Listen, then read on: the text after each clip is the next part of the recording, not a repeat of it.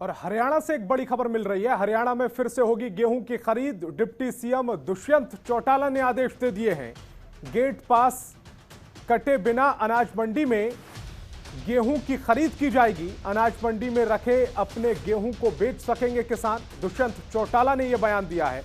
अधिकारी वेरीफाई करके गेहूं की खरीद कर सकते हैं। सिरसा जिले के 8 मंडियों में सामान्य खरीद होगी। घर से मंडी में लाकर गेहूं बेच सकेंगे सिरसा के किसान। बाकी हरियाणा की मंडियों में वाहनों के प्रवेश पर अभी पाबंदी रहेगी। किसानों की मांग पर सरकार का फैसला। आज गेहूं खरीद का आखिरी दिन। तो इस वक्त की बड़ी खबर हरियाणा से आपको बता रहे हैं। किसानों के लिए सुखद खबर है। सिरसा मंडी में गेहूं की खरीद होगी। डिप्टी सीएम दुष्यंत चौटाला ने इसके आदेश दे दिए हैं।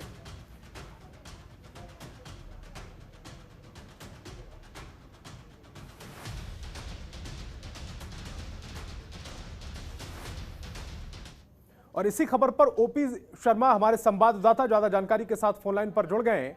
माफ कीजिएगा, लाइव जुड़ गए हैं। ओपी शर्मा, एक किसानों के लिए अच्छी खबर यह है कि अब गेहूं की खरीद होगी और इसके लिए आदेश भी जारी कर दिए गए हैं।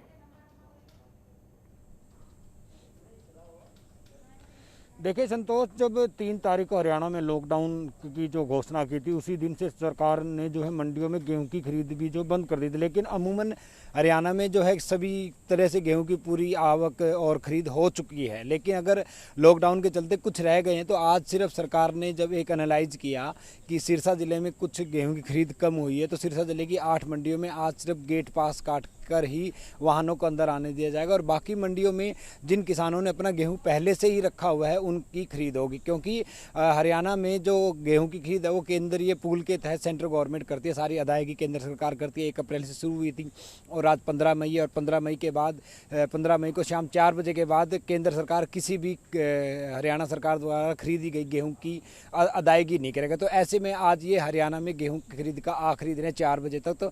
तो ऐसे में जो भी गेहूं अगर सरकार ने सोचा था कि 3 तारीख को जब हरियाणा में लॉकडाउन लगा तो शायद सिरसा जिले में कुछ कम आवक हुई है, तो सिरसा के किसानों को एक मौका देना चाहिए। तो 8 मंडियों में वो कर दिया। इनके बाकायदा गेट पास कट कर जो हैं वो अपने वाहनों को मंडी के अंदर लेके आएंगे। उसके बाद उसकी 1-2 तय प्रक्रिया है। मेरी फसल मेरा ब्यौरा पोर्टल पर जो उन्होंने इन्फॉर्मेशन दर्ज करवाई है उसके तहत वो कहीं ना कहीं खरीदी जाएगी। इसके अलावा बाकी मंडियों में आज किसी भी तरह का ना तो उठान होगा गेहूं का, ना ही कोई वाहन अंदर आएगा और ना ही वाहन बाहर आएगा। लेकिन अगर किसी किसान की गेहूं मंडी के अंदर है तो उसकी खरीद आज जरूर होगी। इसके अलावा हरियाणा के जो बॉर्डर के इलाके हैं वहाँ पर कुछ बाहरी राज्यों के, मतलब मान लीजिए कि अगर हिसार है तो हिसार से राजस्थान लगता है, या फिर थोड़ा सा फतेहाबाद है उससे पंजाब लगता है। तो कुछ किसान जो आसपास के 10-15 किलोमीटर के वो भी जो नज़दीक की हरियाणा की मंडियों में वहाँ आते हैं, उनका भी जो है गेहूं खरीदा जाएगा। लेकिन किसानों को खुद मौजूद होना पड़ेगा।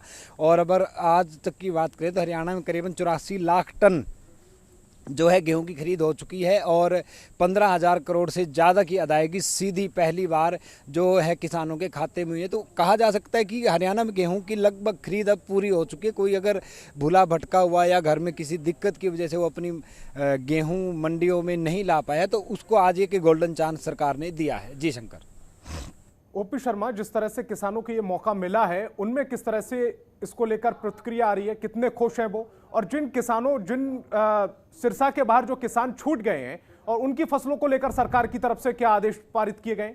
देखिए, अमूमन हरियाणा के अंदर एक टारगेट हर सरकार जो है फसल खरीद से पहले एक टारगेट निर्धारित करती है। इस साल हरियाणा सरकार ने जो टारगेट निर्धारित किया था करीबन 85 लाख टन का, उसमें से लगभग 84 लाख टन जो है सरकार की आ चुकी है। क्योंकि हरियाणा में सरकार ने एक यूनिक एक योजना शुरू की है जिसका नाम है मेरी फसल मेरा ब्यौरा। इसके तहत जब भी आप खेत में, जब पिछले अक्टूबर में किसानों ने या नवंबर दिसंबर के अंदर किसानों ने जब गेहूं की फसल को खेतों में बीजा था तो उनको एक तय प्रक्रिया के तहत एक ऑनलाइन पोर्टल पर अपनी ज़मीन की आईडी और उसमें पैदा की गई फसल जो है उसकी पूरी डिटेल देनी होती है। और उस डिटेल के बाद जो है जब वो मंडियों में आते हैं तो उनको बाकायदा मैसेज भेजा जाता है। क्योंकि जिस नंबर से वो रजिस्टर्ड होते हैं उसी नंबर से उनको मैसेज भेजा जाता है ताकि भीड़ ना हो और किसान मंडी में आता है। और मंडी में आने के बाद किसान की फसल खरीदी जाती है। तो अमूमन जितनी भी आईडी जनरेट हुई थी पिछली बार गेहूं को लेकर तो वो लगभग पूरी हो चुकी है। सरकार ने जब एनालाइज किया तो सिरसा में कुछ रह गई थी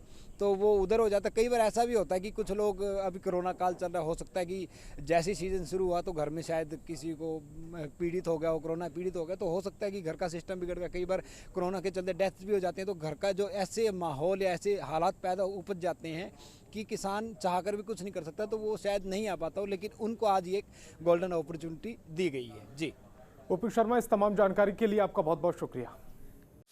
खबरों के निष्पक्ष विश्लेषण के लिए सब्सक्राइब करें Janatantra TV and press the bell icon. Never miss any update.